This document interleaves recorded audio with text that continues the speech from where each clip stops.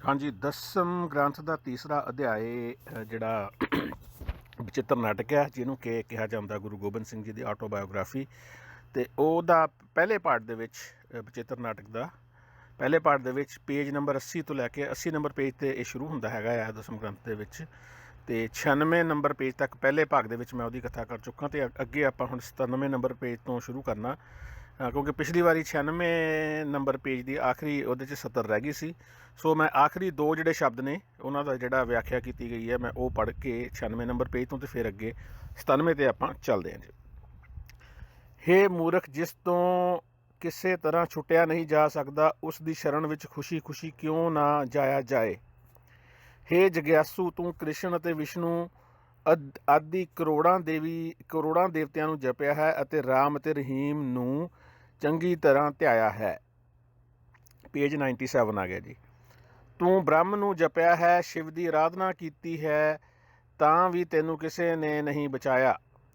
ਤੂੰ ਕਰੋੜਾਂ ਇਸ਼ਟ ਦੇਵਾਂ ਦੀ ਕਰੋੜਾਂ ਦਿਨ ਤਪੱਸਿਆ ਕੀਤੀ, ਪਰ ਕਿਸੇ ਨੇ ਵੀ ਤੇਰਾ ਕੌਡੀ ਦਾ ਕੰਮ ਵੀ ਨਹੀਂ ਕਢਾਇਆ, ਯਾਨੀ ਤੇਰਾ ਕੋਈ ਕੰਮ ਨਹੀਂ ਕੀਤਾ ਉਹਨੇ, ਕਿਸੇ ਨੇ ਵੀ। ਇੰਨਾ ਕੁਝ ਤੂੰ ਉਹਨਾਂ ਦੀ ਤਪੱਸਿਆ ਵਗੈਰਾ ਕੀਤੀ, ਕਿਸੇ ਲੇਖੇ ਨਾ ਲੱਗੀ ਉਹ। ਕਾਮਨਾ ਭਰਿਆ ਮੰਤਰ ਦਮੜੀ ਦੇ ਮੁੱਲ ਦਾ ਨਹੀਂ, ਕਿਉਂਕਿ ਕਿਸੇ ਨੇ ਵੀ ਕਾਲ ਦੀ ਚੋਟ ਤੋਂ ਬਚਾਉਣਾ ਨਹੀਂ ਹੈ। ਇਹਨਾਂ ਦੀ ਕੂੜੀ ਤਪੱਸਿਆ ਕਿਸ ਲਈ ਕਰਦਾ ਹੈ? ਇਹਨਾਂ ਵਿੱਚੋਂ ਕੋਈ ਕੌਡੀ ਦੇ ਕੰਮ ਵੀ ਨਹੀਂ ਆਉਣ ਵਾਲਾ। ਉਹ ਤੈਨੂੰ ਭਲਾ ਕਿਵੇਂ ਬਚਾ ਸਕੇਗਾ, ਜੋ ਆਪਣੇ ਆਪ ਨੂੰ ਕਾਲ ਦੀ ਚੋਟ ਤੋਂ ਨਹੀਂ ਬਚਾ ਸਕਦਾ। ਗੁੱਸੇ ਨਾਲ ਭਿਆਨਕ ਹੋਏ ਕਾਲ ਦੇ ਅਗਨੀ ਕੁੰਡ ਵਿੱਚ ਇਹ ਸਾਰੇ ਆਪ ਟੰਗੇ ਹੋਏ ਹਨ, ਤੈਨੂੰ ਵੀ ਉਸੇ ਤਰ੍ਹਾਂ ਟੰਗ ਦੇਣਗੇ। ਹੇ ਮੂਰਖ, ਹੋਸ਼ ਕਰ ਅਤੇ ਹੁਣ ਵੀ ਦਿਲ ਵਿੱਚ ਸਮਝ ਲੈ ਕਿ ਕਾਲ ਦੀ ਕਿਰਪਾ ਤੋਂ ਬਿਨਾਂ ਹੋਰ ਕੋਈ ਉਪਾਅ ਵੀ ਕੰਮ ਆਉਣ ਵਾਲਾ ਨਹੀਂ ਹੈ। ਹੇ ਮਹਾਪਸ਼ੂ, ਉਸ ਨੂੰ ਤੂੰ ਨਹੀਂ ਪਛਾਣਦਾ ਜਿਸ ਦਾ ਪ੍ਰਤਾਪ ਤਿੰਨਾਂ ਲੋਕਾਂ ਵਿੱਚ ਵਿਆਪਤ ਹੈ। ਹੇ ਮਹਾਪਸ਼ੂ, ਤੂੰ ਉਹਨਾਂ ਨੂੰ ਪਰਮੇਸ਼ਵਰ ਕਰਕੇ ਪੂਜਦਾ ਹੈ, ਜਿਨ੍ਹਾਂ ਨੂੰ ਛੋਹਣ ਨਾਲ ਭਾਵ ਪੂਜਣ ਨਾਲ ਪਰਲੋਕ ਤੋਂ ਹੋਰ ਵੀ ਦੂਰ ਹੋ ਜਾਵੇਂਗਾ। ਤੂੰ ਪਰਮਾਰਥ ਸਮਝ ਕੇ ਜੋ ਪਾਪ ਕਰਦਾ ਹੈ, ਉਹਨਾਂ ਘੋਰ ਪਾਪਾਂ ਨੂੰ ਵੇਖ ਕੇ ਅਤੀ ਰੂਪ ਵਾਲੇ ਪਾਪ ਵੀ ਲੱਜਾ ਜਾਂਦੇ ਹਨ, ਯਾਨੀ ਪਾਪ ਵੱਡੇ ਤੋਂ ਵੱਡੇ ਪਾਪ ਵੀ ਨੇ, ਉਹਨਾਂ ਨੂੰ ਵੀ ਸ਼ਰਮਾ ਆ ਜਾਂਦੀ ਹੈ ਤੇਰੇ ਇਹਨਾਂ ਨੂੰ ਪਾਪਾਂ ਨੂੰ ਵੇਖ ਕੇ। ਹੇ ਮੂਰਖ, ਤੂੰ ਪਰਮੇਸ਼ਵਰ ਦੇ ਪੈਰੀਂ ਪੈ, ਇਹਨਾਂ ਪੱਥਰਾਂ ਦੇ ਪੈਰੀਂ ਨਾ ਪੈ, ਕਿਉਂਕਿ ਪੱਥਰਾਂ ਵਿੱਚ ਪਰਮੇਸ਼ਵਰ ਨਹੀਂ ਹੈ। ਉਸ ਨੂੰ ਮੌਨ ਰੂਪ ਵਿੱਚ ਭਜਣ ਨਾਲ, ਮਾਣ ਹੰਕਾਰ ਛੱਡਣ ਨਾਲ, ਭੇਖ ਧਾਰਨ ਕਰਨ ਨਾਲ ਅਤੇ ਸਿਰ ਮੂੰਹ ਮਨਾਉਣ ਨਾਲ ਪ੍ਰਾਪਤ ਨਹੀਂ ਕੀਤਾ ਜਾ ਸਕਦਾ। ਗਲ ਵਿੱਚ ਕੰਠੀ ਧਾਰਨ ਕਰਨ ਨਾਲ, ਕਠੋਰ ਤਪੱਸਿਆ ਕਰਨ ਨਾਲ ਅਤੇ ਸਿਰ ਉੱਤੇ ਜਟਾਵਾਂ ਦਾ ਜੂੜਾ ਬਣਾਉਣ ਨਾਲ ਉਸ ਨੂੰ ਨਹੀਂ ਮਿਲਿਆ ਜਾ ਸਕਦਾ। ਸੱਚ ਕਹਿੰਦਾ ਹਾਂ, ਚਿੱਤ ਦੇ ਕੇ ਸੁਣ ਲਵੋ ਕਿ ਬਿਨਾਂ ਦੀਨ ਦਿਆਲ ਦੀ ਸ਼ਰਨ ਗਏ ਕਿਸੇ ਹੋਰ ਉਪਾਅ ਰਾਹੀਂ ਗਤੀ ਨਹੀਂ ਹੁੰਦੀ। ਅੱਗੇ ਪਹਿਲਾਂ ਦੱਸੀ ਸੀਗੀ ਜੀ, ਹੁਣ ਵੀ ਜਿਹੜੀ ਇਹ ਤੋਂ ਕਾਲ ਤੋਂ ਖਹਿੜਾ ਛਡਾਉਣਾ ਤੇ ਮਹਾਕਾਲ ਕੋਲ ਜਾਓ। ਇੱਥੇ ਇਹ ਕਿਹਨੂੰ ਕਹਿ ਰਿਹਾ ਆ, ਮੈਨੂੰ ਵਾਪਸ ਜਾਣਾ ਪੈਣਾ ਆ, ਪਰਮੇਸ਼ਵਰ ਦੇ ਪੈਰੀਂ ਪੈ। ਇੱਥੇ ਪਹਿਲਾਂ ਮਹਾਕਾਲ ਦੇ ਪੈਰੀਂ ਪਵਾਤਾ, ਹੁਣ ਪਰਮੇਸ਼ਵਰ ਦੇ ਪੈਰੀਂ ਪਵਾਤਾ ਜੀ, ਅਗਰ ਕਾਲ ਤੋਂ ਮਤਲਬ ਮੌਤ ਤੋਂ ਬਚਣਾ ਆ। ਪ੍ਰੀਤ ਕਰਨ ਨਾਲ ਪ੍ਰਭੂ ਦੀ ਪ੍ਰਾਪਤੀ ਹੁੰਦੀ ਹੈ, ਸੁੰਨਤ ਆਦਿ ਕਰਾਉਣ ਨਾਲ ਪਰਮਾਤਮਾ ਪ੍ਰਸੰਨ ਨਹੀਂ ਹੁੰਦਾ। ਸਾਰੇ ਦੀਪਾਂ ਨੂੰ ਕਾਗਜ਼ ਬਣਾ ਕੇ ਅਤੇ 7 ਸਮੁੰਦਰਾਂ ਦੀ ਸਿਆਹੀ ਬਣਾ ਲਈਏ। ਸਾਰੀ ਬਨਸਪਤੀ ਨੂੰ ਕੱਟ ਕੇ ਲਿਖਣ ਲਈ ਲੇਖਣ ਸਮੱਗਰੀ ਕਲਮਾਂ ਬਣਾ ਲਈਏ। ਸਰਸਵਤੀ ਦੇਵੀ ਖੁਦ ਬੋਲਣ ਵਾਲੀ ਹੋਵੇ ਅਤੇ ਕਰੋੜਾਂ ਯੁਗਾਂ ਤੱਕ ਗਣੇਸ਼ ਦੇ ਹੱਥੀਂ ਉਪਮਾ ਲਿਖਵਾਈ ਜਾਏ। ਪਰ ਕਾਲ ਦੀ ਕਿਰਪਾ ਤੋਂ ਬਿਨਾਂ ਹੇ ਪ੍ਰਭੂ, ਕੋਈ ਵੀ ਬੇਨਤੀ ਤੈਨੂੰ ਥੋੜ੍ਹਾ ਜਿੰਨਾ ਵੀ ਰਿਝਾ ਨਹੀਂ ਸਕਦੀ। ਹੁਣ ਕਾਲ ਵੱਡਾ ਕਰਤਾ ਜੀ। ਕਾਲ ਦੀ ਕਿਰਪਾ ਤੋਂ ਬਿਨਾਂ ਹੇ ਪ੍ਰਭੂ, ਕਾਲ ਕਿਰਪਾਨ ਬਿਨਾ ਬਿਨਤ ਨਾ ਤਉ ਤੁਮਕੋ ਪ੍ਰਭ ਨੇਕੂ ਰਜੇ ਹੋ। ਪਰ ਕਾਲ ਦੀ ਕਿਰਪਾ ਤੋਂ ਬਿਨਾਂ ਹੇ ਪ੍ਰਭੂ, ਕੋਈ ਵੀ ਬੇਨਤੀ ਤੈਨੂੰ ਥੋੜ੍ਹੀ ਜਿੰਨਾ ਵੀ ਰਿਝਾ ਨਹੀਂ ਸਕਦੀ। ਹੁਣ ਯਾਨੀ ਇਹ ਜਿਹੜਾ ਕਾਲ ਆ, ਇਹ ਪ੍ਰਭੂ 'ਤੇ ਵੀ ਕਿਰਪਾ ਕਰੂਗਾ। ਇੱਥੇ ਸ਼੍ਰੀ ਬਚਿੱਤਰ ਨਾਟਕ ਦੇ ਸ਼੍ਰੀ ਕਾਲ ਜੀ ਦੀ ਉਸਤਤ ਨਾਂ ਵਾਲਾ ਪਹਿਲਾ ਅਧਿਆਇ ਸੰਪੂਰਨ ਹੁੰਦਾ ਹੈ। ਸਭ ਸ਼ੁਭ ਹੈ। ਲਓ ਜੀ, ਇਹ ਸੀਗੀ ਕਾਲ ਜੀ ਦੀ ਉਸਤਤ ਹੋ ਗਈ ਜੀ। ਇੱਥੇ ਕਾਲ ਵਡਿਆਇਆ ਗਿਆ ਜੀ। ਇੱਥੇ ਕਵੀ ਬੰਸ ਦਾ ਵਰਣਨ, ਬੰਸ ਕਵੀ ਹੈ ਜੀ ਕੋਈ, ਉਹਦਾ ਵਰਣਨ ਆ ਹੁਣੇ। ਪਹਿਲਾਂ ਸ਼ਾਮ ਕਵੀ ਆਪਾਂ ਪੜ੍ਹ ਚੁੱਕੇ ਹਾਂ ਰਾਮਾ ਅਵਤਾਰ ਦੇ ਵਿੱਚ, ਯਾਨੀ ਰਾਮ 'ਚ, ਉਹਦੇ 'ਚ ਰਾਮਾ ਅਵਤਾਰ ਯਾਨੀ ਜੀ। ਅਤੇ ਹੁਣ ਇਹ ਕਵੀ ਬੰਸ ਕਹਿ ਰਿਹਾ ਜੀ ਇੱਥੇ, ਹੇ ਪ੍ਰਭੂ ਤੇਰੀ ਮਹਿਮਾ ਅਪਾਰ ਹੈ, ਜਿਸ ਦਾ ਕੋਈ ਪਾਰ ਨਹੀਂ ਪਾ ਸਕਦਾ। ਪੇਜ 98। ਤੂੰ ਦੇਵਤਿਆਂ ਦਾ ਦੇਵਤਾ ਅਤੇ ਰਾਜਿਆਂ ਦਾ ਰਾਜਾ ਹੈ, ਇਹ ਕਵੀ ਬੰਸ ਕਹਿ ਰਿਹਾ ਜੀ। ਇਹ ਤੂੰ ਦੀਨਾਂ ਵਿਚਾਰਿਆਂ, ਦੀਨਾਂ ਨਾਲੇ ਵੀ ਦੀਨਾਂ ਨੂੰ ਬ੍ਰੈਕਟ ਦੇ ਵਿੱਚ ਦੱਸਿਆ ਵੀ ਦੀਨ ਦਾ ਮਤਲਬ ਜਿਹੜਾ ਵਿਚਾਰਿਆ ਉੱਤੇ ਦਇਆ ਕਰਨ ਵਾਲਾ ਅਤੇ ਗਰੀਬਾਂ ਨੂੰ ਵਡਿਆਉਣ ਵਾਲਾ ਹੈ। ਦੋਹਰਾ, ਤੂੰ ਗੂੰਗਾ 6 ਸ਼ਸਤਰ ਉਚਾਰਨ ਕਰ ਲੱਗ ਜਾਂਦਾ ਹੈ, ਪਿੰਗਲਾ ਪਰਬਤ ਉੱਤੇ ਚੜ੍ਹ ਜਾਂਦਾ ਹੈ। ਜੇ ਕਾਲ ਦੀ ਕਿਰਪਾ ਹੋਵੇ ਅੰਨਾ ਵੇਖਣ ਲੱਗ ਪੈਂਦਾ ਹੈ ਅਤੇ ਬੋਲਾ ਸੁਣਨ ਦੇ ਸਮਰੱਥ ਹੋ ਜਾਂਦਾ ਹੈ। ਲਓ ਜੀ,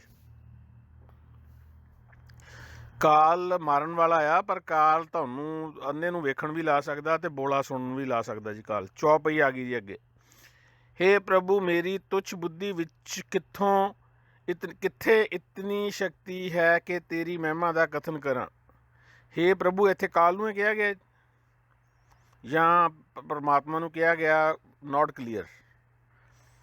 ਮੈਂ ਤੇਰੀ ਸਿਫਤ ਨਹੀਂ ਕਰ ਸਕਦਾ, ਤੁਸੀਂ ਆਪ ਹੀ ਮੇਰੇ ਲਿਖੇ ਇਸ ਬਿਰਤਾਂਤ ਨੂੰ ਸੁਧਾਰ ਲਵੋ। ਇਹ ਕੀਟ ਤੇਰੀ ਮਹਿਮਾ ਦਾ ਕਿੱਥੋਂ ਤੱਕ ਬਖਾਨ ਕਰੇ। ਆਪਣੇ ਆਪ ਨੂੰ ਕੀੜਾ ਦੱਸ ਰਿਹਾ ਜੀ ਇੱਥੇ ਲਿਖਣ ਵਾਲਾ, ਵੀ ਤੇਰੀ ਮਹਿਮਾ ਦਾ ਕਿੱਥੋਂ ਤੱਕ ਬਖਿਆਨ ਕਰੇ। ਹੇ ਪ੍ਰਭੂ ਤੇਰੀ ਮਹਿਮਾ ਤੂੰ ਹੀ ਜਾਣਦਾ ਹੈ। ਜਿਵੇਂ ਪਿਤਾ ਦੇ ਜਨਮ ਦਾ ਭੇਦ ਪੁੱਤਰ ਨਹੀਂ ਪਾ ਸਕਦਾ, ਉਸੇ ਤਰ੍ਹਾਂ ਤੇਰਾ ਭੇਦ ਮੈਂ ਕਿਵੇਂ ਦੱਸ ਸਕਦਾ ਹਾਂ। ਤੇਰੀ ਪ੍ਰਭਾ ਦਾ ਬਖਾਨ ਤੂੰ ਆਪ ਹੀ ਕਰ ਸਕਦਾ ਹੈ, ਹੋਰਨਾਂ ਤੋਂ ਉਸ ਦਾ ਵਰਣਨ ਨਹੀਂ ਕੀਤਾ ਜਾ ਸਕਦਾ। ਹੇ ਪ੍ਰਭੂ ਤੂੰ ਹੀ ਆਪਣੀ ਕਿਰਿਆ ਮਤਲਬ ਕਿ ਗਤੀਵਿਧੀ ਨੂੰ ਜਾਣਦਾ ਹੈ, ਮੈਂ ਉਸ ਦਾ ਵੱਧ ਘੱਟ ਕਿਵੇਂ ਬਖਾਨ ਕਰ ਸਕਦਾ ਹਾਂ। ਤੂੰ ਸ਼ੇਸ਼ਨਾਗ ਦੇ 1000 ਸਿਰ ਬਣਾਏ ਹਨ, ਯਾਨੀ ਪ੍ਰਭੂ ਨੇ ਇੱਥੇ ਸ਼ੇਸ਼ਨਾਗ ਦੇ 1000 ਸਿਰ ਬਣਾਏ ਨੇ, ਉਹਨਾਂ ਦੀਆਂ 2000 ਜੀਭਾਂ ਸੋਭ ਰਹੀਆਂ ਨੇ। ਲਓ ਜੀ, ਸ਼ੇਸ਼ਨਾਗ ਦੀਆਂ ਜੀਭਾਂ ਵੀ ਸੋਭਾ ਦੇ ਰਹੀਆਂ, ਸੋਭ ਰਹੀਆਂ ਨੇ। ਹੁਣ ਤੱਕ ਮੇਰੇ ਅਪਾਰ ਨਾਵਾਂ ਨੂੰ ਰਟ ਰਿਹਾ ਹੈ। ਉਹ ਹੁਣ ਤੱਕ, ਨੋਟ ਮੇਰੇ, ਤੇਰੇ ਅਪਾਰ ਨਾਵਾਂ ਨੂੰ ਰਟ ਰਿਹਾ ਹੈ ਜਿਹੜਾ ਸ਼ੇਸ਼ਨਾਗ ਆ। ਫਿਰ ਵੀ ਉਹ ਤੇਰੇ ਨਾਵਾਂ ਦਾ ਅੰਤ ਨਹੀਂ ਪਾ ਸਕਿਆ ਹੈ। ਤੇਰੀ ਕਿਰਿਆ ਦਾ ਕੋਈ ਕਿੱਥੋਂ ਤੱਕ ਵਰਣਨ ਕਰੇ। ਤੇਰੀ ਗੱਲ ਸਮਝਣ ਨਾਲ ਹੀ ਬੁੱਧੀ ਚਕਰਾ ਜਾਂਦੀ ਹੈ। ਤੇਰੀ ਗੱਲ ਸਮਝਣ ਨਾਲ ਹੀ ਬੁੱਧੀ ਚਕਰਾ ਜਾਂਦੀ ਹੈ। ਫਿਰ ਸਮਝਣ ਦੀ ਲੋੜ ਹੀ ਨਹੀਂ ਅਗਰ ਬੁੱਧੀ ਚਕਰਾ ਜਾਂਦੀ ਹੈ ਇੱਦਾਂ। ਤੇਰੇ ਸੂਖਮ ਰੂਪ ਦਾ ਵਰਣਨ ਨਹੀਂ ਕੀਤਾ ਜਾ ਸਕਦਾ, ਫਿਰ ਵੀ ਹੱਠ ਕਰਕੇ ਤੇਰੇ ਵਿਰਾਟ ਰੂਪ ਦਾ ਕਥਨ ਕਰਦਾ ਹਾਂ। ਜਦੋਂ ਮੇਰੀ ਪ੍ਰੇਮ ਭਗਤੀ ਪ੍ਰਾਪਤ ਹੋਵੇਗੀ ਜੀ, ਜਦੋਂ ਤੇਰੀ ਪ੍ਰੇਮ ਭਗਤੀ ਪ੍ਰਾਪਤ ਹੋਵੇਗੀ ਤਦੋਂ ਹੀ ਸਾਰੀ ਕਥਾ ਮੁੱਢੋਂ ਕਹਾਂਗਾ। ਹੁਣ ਮੈਂ ਕੇਵਲ ਅਬ ਮੈਂ ਕਹੂੰ ਸੋ ਆਪਣੀ ਕਥਾ, ਹੁਣ ਮੈਂ ਕੇਵਲ ਆਪਣੀ ਕਥਾ ਕਹਿੰਦਾ ਹਾਂ। ਹੁਣ ਇਹਦਾ ਜਿਹੜਾ ਦਸਮ ਗ੍ਰੰਥ ਦਾ ਤੀਸਰਾ ਅਧਿਆਇ ਦਾ ਜਿਹੜਾ ਹੈਗਾ ਲੇਖਕ, ਉਹ ਆਪਣੀ ਕਥਾ, ਹੁਣ ਮੈਂ ਕੇਵਲ ਆਪਣੀ ਕਥਾ ਕਹਿ ਰਿਹਾ। ਉਹਨੇ ਇਹ ਕਹਿਤਾ ਵੀ ਪ੍ਰਭੂ ਦੇ ਬਾਰੇ ਮੈਂ ਗੱਲਬਾਤ ਨਹੀਂ ਕਰ ਸਕਦਾ ਹੈਗਾ, ਮੇਰੇ ਬਸ ਦਾ ਰੋਗ ਨਹੀਂ ਹੈਗਾ, ਅਤੇ ਹੁਣ ਮੈਂ ਆਪਣੀ ਕਥਾ ਕਹਿ ਰਿਹਾ ਜੀ।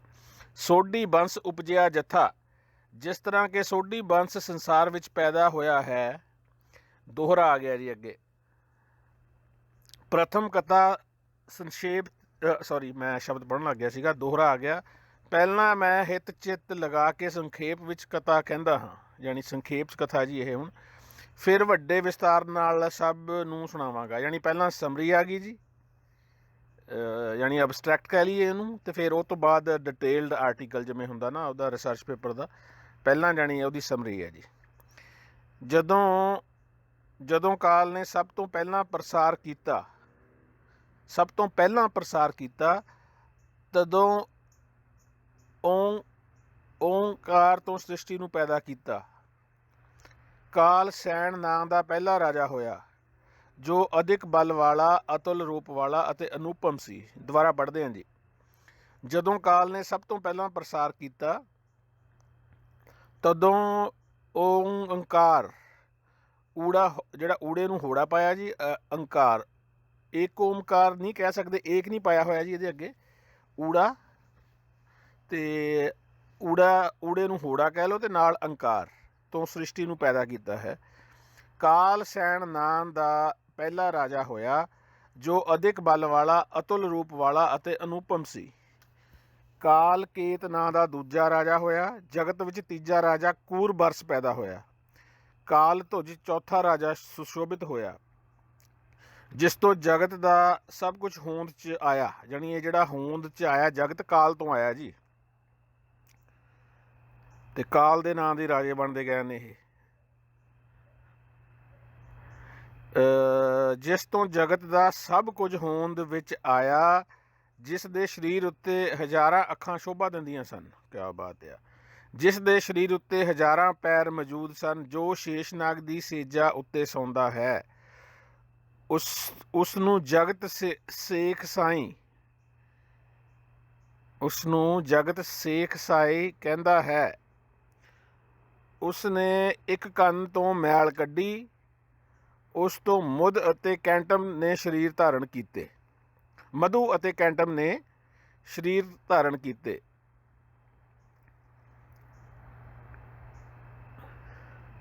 ਮੈਂ ਥੋੜ੍ਹਾ ਜਿਹਾ ਵਾਪਸ ਫੇਰ ਪੜ੍ਹਾਂ। 4 ਰਾਜੇ ਪੈਦਾ ਹੁੰਦੇ ਆ ਜੀ। ਕਾਲ ਸੈਨ ਨਾਂ ਦਾ ਪਹਿਲਾ ਰਾਜਾ ਤੇ ਬਹੁਤ ਬਲ ਵਾਲਾ, ਅਤੁਲ ਰੂਪ ਅਤੇ ਅਨੂਪਮ। ਦੂਜਾ ਰਾਜਾ ਕਾਲ ਕੇਤ। ਤੀਜਾ ਰਾਜਾ ਕੂਰਬਰਸ। ਚੌਥਾ ਰਾਜਾ ਕਾਲ ਧੁਜ, ਜਿਸ ਤੋਂ ਜਗਤ ਦਾ ਸਭ ਕੁਝ ਹੋਂਦ ਵਿੱਚ ਆਇਆ ਹੈ। ਇਹ ਜਿਹੜੇ 4 ਰਾਜੇ ਨੇ, ਉਦੋਂ ਹੀ ਇਹ ਜਗਤ 'ਚ ਸਭ ਕੁਝ ਹੋਂਦ 'ਚ ਆਇਆ ਹੈਗਾ। ਉਹਨਾਂ ਦੇ ਸਰੀਰ 'ਤੇ ਹਜ਼ਾਰਾਂ ਅੱਖਾਂ ਨੇ, ਹਜ਼ਾਰਾਂ ਹੀ ਪੈਰ ਨੇ, ਤੇ ਸ਼ੇਸ਼ਨਾਗ ਦੀ ਸੇਜ ਦੇ ਉੱਤੇ ਉਹ ਸੌਂਦਾ ਆ। ਉਸ ਨੂੰ ਜਗਤ ਸੇਖ ਸਾਈ ਕਹਿੰਦਾ ਹੈ। ਜਗਤ ਉਸ ਨੂੰ ਸੇਖ ਸਾਏ ਕਹਿੰਦਾ ਹੈ। ਉਸ ਨੇ ਇੱਕ ਕੰਨ 'ਚੋਂ ਮੈਲ ਕੱਢੀ, ਉਸ ਤੋਂ ਮਧੂ ਅਤੇ ਕੈਂਟਮ ਨੇ ਸਰੀਰ ਧਾਰਨ। ਕੰਨ ਦੀ ਮੈਲ ਦੇ ਵਿੱਚੋਂ ਮਧੂ ਤੇ ਕੈਂਟਮ, ਮੇਰਾ ਖਿਆਲ ਦੈਂਤ ਨੇ ਜੀ ਇਹ, ਜਿਨ੍ਹਾਂ ਨੇ ਕੰਨ ਦੀ ਮੈਲ ਦੇ ਵਿੱਚੋਂ ਬਣੇ ਨੇ ਜੀ ਦੈਂਤ ਇਹ। ਉਸ ਦੇ ਦੂਜੇ ਕੰਨ ਵਿੱਚੋਂ ਮੈਲ ਕੱਢੀ, ਉਸ ਤੋਂ ਸਾਰੀ ਸ੍ਰਿਸ਼ਟੀ ਬਣ ਗਈ ਜੀ। ਲਓ ਜੀ, ਇੱਕ ਕੰਨ 'ਚੋਂ ਮੈਲ ਕੱਢੀ ਆ, 2 ਬੰਦੇ ਬਣ ਗਏ, ਮਧੂ ਤੇ ਕੈਟਬ। ਦੂਜੇ ਕੰਨ 'ਚੋਂ ਮੈਲ ਕੱਢੀ ਤੇ ਉੱਥੇ ਬਣ ਗਈ ਤੁਹਾਡੀ ਸਾਰੀ ਸ੍ਰਿਸ਼ਟੀ।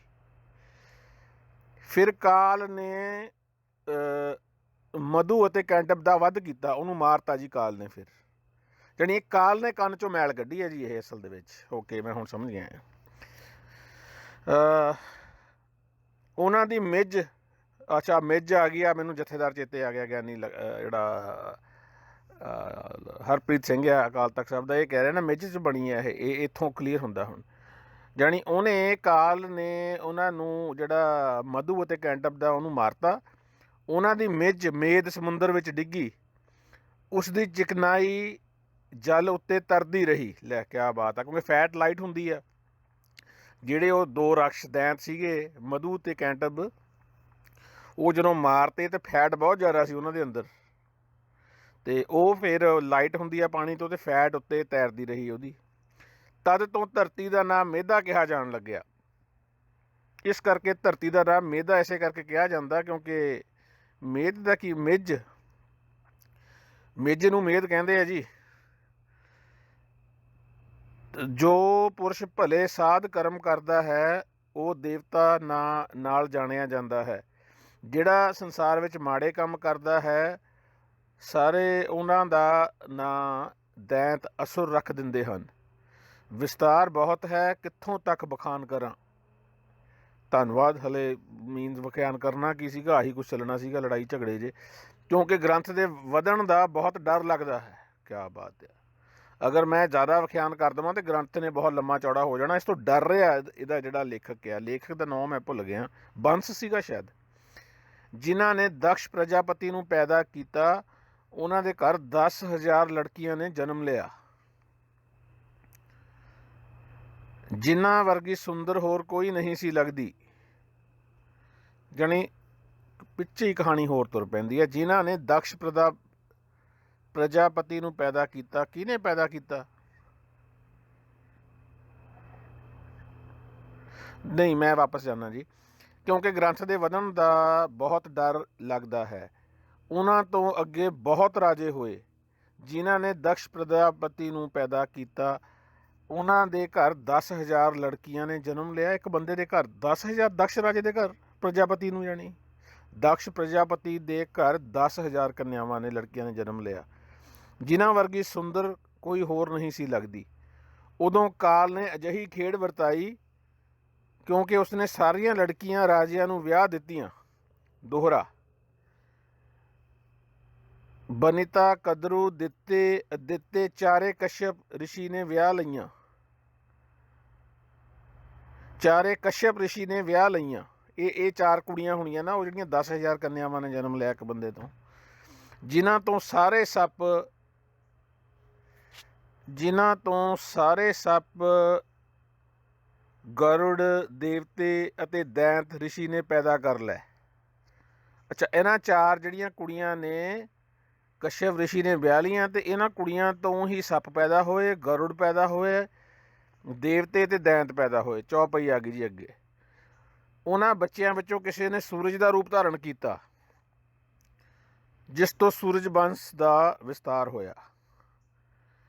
ਜੇ ਉਹਨਾਂ ਦੇ ਵੰਸ਼ ਦੇ ਰਾਜਿਆਂ ਦਾ ਨਾਮ ਸੁਣਾਵਾਂ ਤਾਂ ਕਥਾ ਦੇ ਵਧਣ ਦਾ ਬਹੁਤ ਡਰ ਲੱਗਦਾ ਹੈ। ਧੰਨਵਾਦ ਭਰਾਵਾ ਜਿਹਨੇ ਵੀ ਲਿਖਿਆ ਇਹ, ਕਿਉਂਕਿ 9 ਗਿਣਨ ਬਹਿ ਜਾਣੇ ਸੀਗੇ ਅਤੇ ਫਿਰ ਅੱਗੇ ਚੱਲੀ ਹੋ ਜਾਣਾ ਸੀ ਕੰਮ। ਉਸ ਸੂਰਜ ਦੇ ਵੰਸ਼ ਵਿੱਚ ਰਘੂ ਨਾਂ ਦਾ ਰਾਜਾ ਹੋਇਆ, ਜਿਸ ਤੋਂ ਜਗਤ ਵਿੱਚ ਰਘੂ ਵੰਸ਼ ਚੱਲਿਆ। ਰਘੂ ਵੰਸ਼ ਹੋ ਗਿਆ ਉਹ ਆਪਣੇ ਰਾਮਾ ਅਵਤਾਰ ਦੇ ਵਿੱਚ। ਉਸ ਦਾ ਅੱਜ ਨਾਂ ਦਾ ਸ੍ਰੇਸ਼ਟ ਪੁੱਤਰ ਪੈਦਾ ਹੋਇਆ, ਜੋ ਮਹਾਰਥੀ ਅਤੇ ਮਹਾਨ ਧਨੁਸ਼ਧਾਰੀ ਸੀ।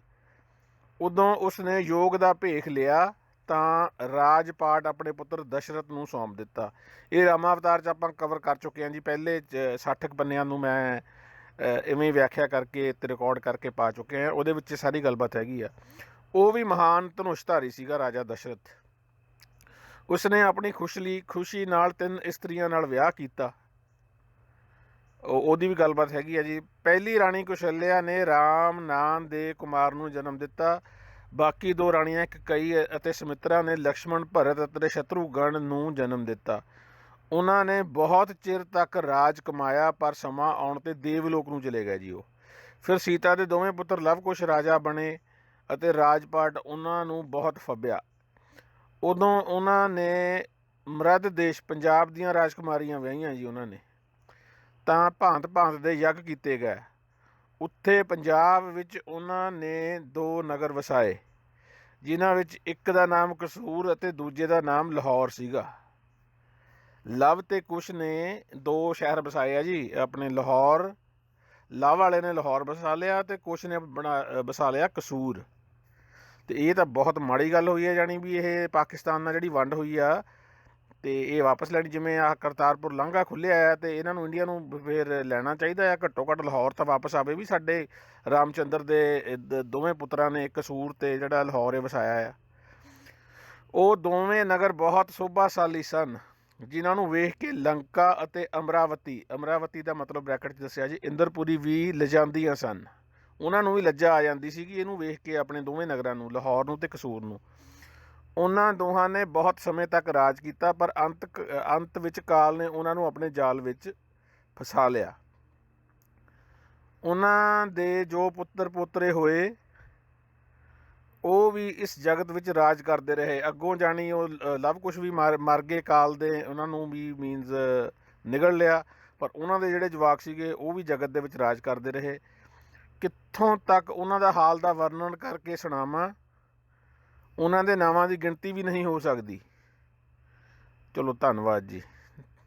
4 ਯੁਗਾਂ ਵਿੱਚ ਜੋ ਰਾਜੇ ਹੁੰਦੇ ਆਏ ਉਹਨਾਂ ਦੇ ਨਾਂ ਗਿਣਾਏ ਨਹੀਂ ਜਾ ਸਕਦੇ। ਜੇ ਹੁਣ ਤੇਰੀ ਕਿਰਪਾ ਨਾਲ ਬਲ ਪ੍ਰਾਪਤ ਕਰਾਂ ਤਾਂ ਉਹਨਾਂ ਦੇ ਨਾਮ ਯਥਾ ਬੁੱਧੀ ਆਖ ਸੁਣਾਵਾਂ। ਇੱਥੇ ਤਾਂ ਨਾਲੇ ਇਹ ਕਿਹਾ ਸੀਗਾ ਲੇਖਕ ਨੇ ਇਹਦੇ ਵੀ ਮੈਂ ਆਪਣੀ ਗੱਲਬਾਤ ਕਰੂੰਗਾ। ਹੁਣ ਇੱਥੇ ਇਹਦੇ ਰਾਮ ਅਵਤਾਰ ਲੈ ਕੇ ਬਹਿ ਗਏ ਨੇ ਜੀ। ਇਹ 102 ਨੰਬਰ ਪੰਨੇ 'ਤੇ ਆਪਾਂ ਆ ਗਏ ਹਾਂ, ਮਤਲਬ ਕਿ 22 ਪੇਜ ਇਹ ਹੋ ਚੁੱਕੇ ਨੇ ਇਹਦੇ। ਟੋਟਲ 1/80 ਪੇਜ ਨੇ, ਯਾਨੀ 25% ਤੋਂ ਵੱਧ ਹੋ ਚੁੱਕਿਆ ਹੈ ਇਹਦੀ ਕਥਾ। ਅਤੇ ਹਲੇ ਤੱਕ ਅਗਰ ਜਿਹੜਾ ਵੀ ਲੇਖਕ ਆ ਉਹਨੇ ਆਪਣੀ ਗੱਲਬਾਤ ਸ਼ੁਰੂ ਹੀ ਨਹੀਂ ਕੀਤੀ। ਕਿਆ ਉਹ ਆਟੋ ਬਾਇਓਗ੍ਰਾਫੀ ਰਿਹਾ ਹੈ, ਇਹਨੂੰ ਆਪਣੀ ਸਵੈ ਜੀਵਨੀ, ਪਰ ਆਟੋਬਾਇਓਗ੍ਰਾਫੀ ਵਾਲਾ ਹਲੇ ਕੋਈ ਸਿਗਨਲ ਆਇਆ ਨਹੀਂ ਗਾ। ਚਲੋ, ਤਾਂ ਉਹਨਾਂ ਨੇ ਨਾ ਯਥਾ ਬੁੱਧੀ ਆਖ ਸੁਣਾਵਾਂ, ਕਾਲ ਕੇਤੂ ਅਤੇ ਕਾਲ ਰਾਏ ਦੇ ਨਾਂ ਲੈਂਦਾ ਹਾਂ, ਜਿਨ੍ਹਾਂ ਦੇ ਘਰ ਅਣਗਿਣਤ ਪੁੱਤਰ ਪੈਦਾ ਹੋਏ। ਕਾਲ ਕੇਤੂ ਬਹੁਤ ਬਲਵਾਨ ਹੋਇਆ, ਜਿਸ ਨੇ ਕਾਲ ਰਾਏ ਨੂੰ ਨਗਰ ਤੋਂ ਕੱਢ ਦਿੱਤਾ। ਇਹ ਤਾਂ ਕਹਾਣੀ ਤੁਰ ਪਈ ਜੀ ਅੱਗੇ। ਉੱਥੋਂ ਉਹ ਭੱਜ ਕੇ ਸਨੌਡ ਦੇਸ਼ ਨੂੰ ਚਲਾ ਗਿਆ। ਇਹ ਪਤਾ ਨਹੀਂ ਕਿਹੜਾ ਜੀ, ਸਨੌਡ ਦੇਸ਼। ਸੱਸਾ ਨੰਨੇ ਨੂੰ ਕਨੌੜਾ ਤੇ ਢੱਡਾ ਸਨੌਡ ਦੇਸ਼ ਨੂੰ ਚਲਿਆ ਗਿਆ ਅਤੇ ਉੱਥੋਂ ਦੀ ਰਾਜਕੁਮਾਰੀ ਨਾਲ ਉਸ ਦਾ ਵਿਆਹ ਹੋਇਆ। ਉਸ ਰਾਜਕੁਮਾਰੀ ਤੋਂ ਘਰ ਵਿੱਚ ਜੋ ਪੁੱਤਰ ਪੈਦਾ ਹੋਇਆ ਉਸ ਦਾ ਨਾਂ ਸੋਢੀ ਰਾਏ ਰੱਖਿਆ ਗਿਆ। ਉਸ ਦਿਨ ਤੋਂ ਸਨੌਡ ਬੰਸ ਚੱਲਿਆ ਜੀ, ਜੋ ਪਰਮ ਪਵਿੱਤਰ ਪੁਰਸ਼ ਪਰਮਾਤਮਾ ਨੇ ਸਾਜਿਆ ਸੀ। ਸਨੌਡ ਬੰਸ ਆ ਜਿਹੜਾ, ਇਹ ਪਰਮ ਪਵਿੱਤਰ ਪੁਰਸ਼ ਪਰਮਾਤਮਾ ਨੇ ਸਾਜਿਆ ਸੀ। ਉਸ ਸੋਢੀ ਰਾਏ ਤੋਂ ਜੋ ਪੁੱਤਰ ਪੋਤਰੇ ਹੁੰਦੇ ਆਏ, ਉਸ ਜਗਤ ਵਿੱਚ ਸੋਢੀ ਅਖਵਾਏ। ਜਗਤ ਵਿੱਚ ਉਹ ਬਹੁਤ ਪ੍ਰਸਿੱਧ ਹੋਏ ਅਤੇ ਉਹਨਾਂ ਦੇ ਘਰ ਦਿਨੋਂ ਦਿਨ ਧਨ ਦਾ ਵਾਧਾ ਹੁੰਦਾ ਰਿਹਾ। ਮਤਲਬ ਕਿ ਕਿਵੇਂ ਧਨ ਬਣਾਉਂਦੇ ਰਹੇ, ਸਾਨੂੰ ਵੀ ਦੱਸ ਦਿਓ ਯਾਰ। ਉਹਨਾਂ ਨੇ ਅਨੇਕਾਂ ਤਰ੍ਹਾਂ ਨਾਲ ਰਾਜ ਕੀਤਾ ਅਤੇ ਦੇਸ਼ ਦੇ ਛਾਤਰਾਂ ਦੇ ਰਾਜੇ ਜਿੱਤ ਲਏ। ਜਿੱਥੇ ਕਿਤੇ ਉਹਨਾਂ ਨੇ ਧਰਮ ਦਾ ਵਿਸਥਾਰ ਕੀਤਾ ਅਤੇ ਸਿਰ ਉੱਤੇ ਛਤਰ ਝੁਲਵਾਇਆ। ਉਹਨਾਂ ਨੇ ਬਹੁਤ ਵਾਰ ਰਾਜਸੂ ਯੱਗ ਕੀਤੇ ਅਤੇ ਦੇਸ਼ ਦੇ ਸਵਾਮੀਆਂ ਰਾਜਿਆਂ ਨੂੰ ਜਿੱਤ ਲਿਆ। ਉਹਨਾਂ ਨੇ ਬਹੁਤ ਵਾਰ ਅਸ਼ਵਮੇਧ ਯੱਗ ਵੀ ਕੀਤੇ ਅਤੇ ਆਪਣੀ ਕੁਲ ਦੇ ਸਾਰੇ ਪਾਪ ਨਸ਼ਟ ਕਰ ਦਿੱਤੇ। ਚਲੋ ਜੀ, ਯਾਨੀ ਇਹ ਹੈਗਾ ਬਈ ਅਗਰ ਤੁਸੀਂ ਅਸ਼ਵਮੇਧ ਯੱਗ ਕਰਾਓ ਤੇ ਕੁੱਲ ਦੇ ਸਾਰੇ ਪਾਪ ਨਸ਼ਟ ਕਰਵਾ ਦਿਓ ਯੱਗ ਕਰਾਉਣ ਦੇ ਨਾਲ, ਅਸ਼ਵਮੇਧ। ਫਿਰ ਉਹਨਾਂ ਦੇ ਬੰਸ ਵਿੱਚ ਝਗੜਾ ਬਹੁਤ ਵੱਧ ਗਿਆ, ਜਿਸ ਨੂੰ ਕੋਈ ਵੀ ਭਲਾ ਪੁਰਸ਼ ਮੇਟ ਨਾ ਸਕਿਆ। ਬਾਕੇ ਵੀਰ ਯੋਧਿਆਂ ਦੇ ਸਮੂਹ ਫਿਰਨ ਲੱਗੇ। ਬਾਂਕੇ ਵੀਰ ਯੋਧਿਆਂ ਦੇ ਬਾਕੇ ਵੀਰ ਯੋਧਿਆਂ ਦੇ ਸਮੂਹ ਫਿਰਨ ਲੱਗੇ ਅਤੇ ਸ਼ਸਤਰ ਫੜ ਕੇ ਯੁੱਧ ਭੂਮੀ ਨੂੰ ਤੁਰ ਪਏ। ਧਨ ਅਤੇ ਧਰਤੀ ਦਾ ਪੁਰਾਣਾ ਵੈਰ ਹੈ, ਜਿਨ੍ਹਾਂ ਦਾ ਘੇਰਿਆ ਹੋਇਆ ਸਾਰਾ ਜਗਤ ਮਰ ਰਿਹਾ ਹੈ। ਮੋਹ ਅਤੇ ਹੰਕਾਰ ਹੀ ਇਸ ਝਗੜੇ ਦੇ ਪਸਾਰ ਦੇ ਕਾਰਨ ਹਨ ਅਤੇ ਕਾਮ ਕ੍ਰੋਧ ਨੇ ਸਾਰਾ ਜਗਤ ਜਿੱਤ ਲਿਆ ਹੈ। ਲਓ ਜੀ, ਇੱਥੇ ਕਾਮ ਤੇ ਕ੍ਰੋਧ ਆ ਜਿਹੜਾ ਸਾਰਾ ਸੰਸਾਰ ਜਿੱਤ ਲਿਆ ਜੀ ਇਹਨੇ। ਮੋਹ ਤੇ ਹੰਕਾਰ ਝਗੜੇ ਦੇ ਪ੍ਰਸਾਰ ਦੇ ਯਾਨੀ ਇਹਦੇ ਕਰਕੇ ਪਸਾਰਾ ਹੁੰਦਾ ਆ, ਫੈਲਦਾ ਆ ਇਹ ਮੋਹ ਤੇ ਹੰਕਾਰ ਕਰਕੇ। ਤੇ ਕਾਮ ਕ੍ਰੋਧ ਨੇ ਸਾਰਾ ਜਗਤ ਜਿੱਤ ਲਿਆ ਹੈ। ਦੋਹਰਾ ਆ ਗਿਆ ਜੀ ਅੱਗੇ। ਧਨ ਨੂੰ ਧਨ ਧਨ ਕਹਿਣਾ ਚਾਹੀਦਾ ਹੈ, ਜਿਸ ਦਾ ਸਾਰਾ ਜਗਤ ਗੁਲਾਮ ਹੈ। ਲਓ ਜੀ, ਲਕਸ਼ਮੀ ਦੀ ਪੂਜਾ ਹੋ ਗਈ ਕਿਸਮ ਦੀ। ਇਹ ਧਨ ਨੂੰ ਧਨ ਧਨ ਕਹਿਣਾ ਚਾਹੀਦਾ ਹੈ, ਜਿਸ ਨੂੰ ਸਾਰੇ